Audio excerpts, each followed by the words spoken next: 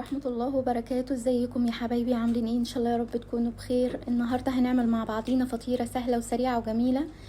ولو اول مرة تشوفي قناتي، دي قناة اكلات وتكات لبنى، يا ريت تشرفينا باشتراكك وتفعلي الجرس عشان يوصلك منا كل جديد. ويلا بينا نسمي الله ونصلي على رسول الله ونبدأ خطواتنا. واول حاجة بتكون معانا 3 كوبايات ونص من الدقيق، وكمان بنضيف معاهم معلقتين من السكر صغيرين، وبنضيف نص معلقة من الملح برضو صغيرة، وبيكون الملح ده على حسب الرغبة، ومعلقة ونص من الخميرة، وبنضيف معلقة كبيرة من اللبن البودر، طبعا بيديها طعم جميل اللبن البودرة. ولو حابة تضيفي معلقة ونص من اللبن البودر عادي برضو هيخلي طعمها حلو وجميل. انا ضفت بس معلقة واحدة بس كبيرة، وبقلب كل المكونات دي مع بعضيها كويس جدا، وبكون مجهزة كوباية من المية طبعا، ونزلت بيها انا مرة واحدة. انا عارفة نوع الدقيق اللي معايا، لكن انتي تنزلي بالمية بالتدريج عشان طبعا كل واحدة فينا نوع الدقيق اللي بتستخدمه غير التانية. انا هنا ضفت كمان حبة مية، يعني زي معلقة مية كده كبيرة، وشغلت عليها العجان شوية لان انا عارفة نوع الدقيق اللي معايا شوية بياخد مية. وهنا قبل ما خلاص العجينة تتلم معايا وتخلص، وبعد كده بكون مجهزة ربع كوباية من الزيت، وبشغل عليها العجان تاني عشان لازم تتعجن عجنة محترمة لحد ما العجينة تنعم في ايدك كده وتبقى حلوة وطرية. طبعا عادي مفيش اي مشكلة لو انت مش عندك عجان، ممكن تعجنها بايدك وتكون برضو معاكي سهلة، يعني مفيهاش اي مشكلة. اما لو عندك عجان طبعا بيسهل عليكي وقت ومجهود وبيخلص معاكي بسرعة.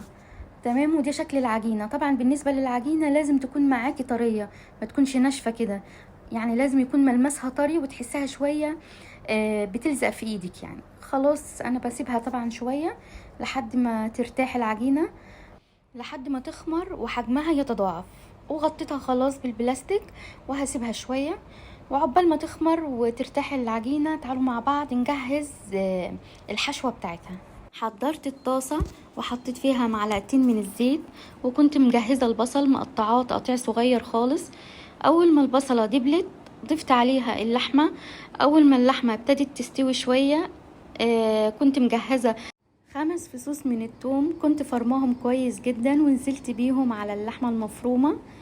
هبتدي ان انا اقلبهم كويس، واحنا بالظبط زي ما نكون بنعصج اللحمة عادي بتاعة البشاميل، مفيش اي مشكلة يعني فيها او مفيش اي جديد، كلها واحد، يعني احنا بنعصج اللحمة عادي. واول ما ريحة الثوم طلعت خلاص هبتدي انزل باول حاجة معايا ونص معلقة من الملح، وطبعا الملح ده بيكون على حسب الرغبة. بعدين معايا شوية بهارات مشكل. البهارات اللي معانا النهارده بتكون فلفل اسود، بابريكا، بصل بودر، توم بودر، توابل اللحمه، هي دي البهارات اللي احنا هنستخدمها. ابتديت اقلب البهارات واللحمه مع بعضهم كويس جدا، وكده خلاص عصقت اللحمه وخلصت. وكده خلاص ابتدينا نروح على العجينه ونشوف وضعها شايفين حجمها عامل ازاي؟ بسم الله ما شاء الله. شايفين شكل العجينه عامل ازاي؟ سبتها بس نص ساعه ترتاح. شايفين شكلها؟ انا حاطه شويه زيت في ايدي عشان خاطر اقدر الم العجينه بكل سهوله، لان العجينه بتاعتنا طريه بتلزق شويه، فلازم احط شويه زيت عشان ما تمسكش في ايدي. على فكره كل ما العجينه بتكون طريه كل ما بتكون ناجحه اكتر وبتكون اسفنجيه. لازم كده انها تكون طريه ويكون يعني فيها سن التلزيق شويه، ما تكونش ناشفه. وكده هبتدي ان انا افرد العجينه بتاعتي. طبعا بتتفرد معايا بكل سهوله زي ما انتم شايفين، لان العجينه ناجحه وطريه جميله. يعني طبعا المطلوب مننا ان احنا مش نفرط العجينه خالص يعني ونخليها رقيقه، لا، يعني بنخلي سمكها كويس، مش عايزينه خفيف، عايزينه يعني وسط، يعني كاننا بنفرد العجين نص فرده بس. وبعدين ببتدي انزل بالحشوه بتاعتنا باللحمه المفرومه زي ما انتم شايفين. لو حابه تستبدلي الحشوه باي شيء تاني انت بتحبيه انت واولادك عادي برضو ينفع، يعني براحتك خالص. ممكن تعمليه باللانشون عادي، والجبن والزيتون والفلفل الالوان عادي خالص، اللي انت حباه ممكن تحطيه في الحشوه. وانا هنا كنت خلاص خلصت الحشوه بتاعتي وضفت معاها شويه زيتون وفلفل، وابتديت ان انا اقفل الفطيره بتاعتي زي ما انتم شايفين كده. بلم الجوانب كلها مع بعضيها واقفلها كويس واتعامل معاها معامله الفطير بالظبط. طبعا دهنت الصينيه بتاعتي شويه تمام وحطيتها في الصينيه زي ما انتم شايفين. انا هنا كنت بعمل فطيره تانية، بعد ما فردت العجينه التانية اتفاجئت ان المقطع ده ما تصورش معايا.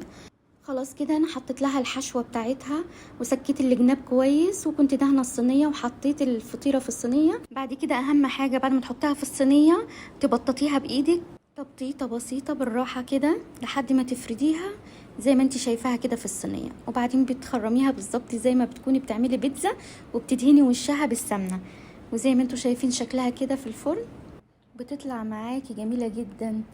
العجينة بتاعتها اسفنجية وطرية وجميلة. طبعا انا بعد ما طلعتها من الفرن خلاص هي استوت من تحت، ضفت عليها شوية جبنة موزاريلا من فوق كده، وبعدين دخلتها الفرن تاني على الشواية حاجة بسيطة يمكن 3-4 دقايق وطلعتها. شايفين شكلها جميل ازاي، يفتح النفس طبعا. جميلة جدا وسهلة وتنفع معاكي الغدا تنفع العشاء. وخلاص كده وصفتنا خلصت والفيديو بتاعنا خلص، ويا رب يكون عجبكم. ما تنسوش اللايك والشير والاشتراك.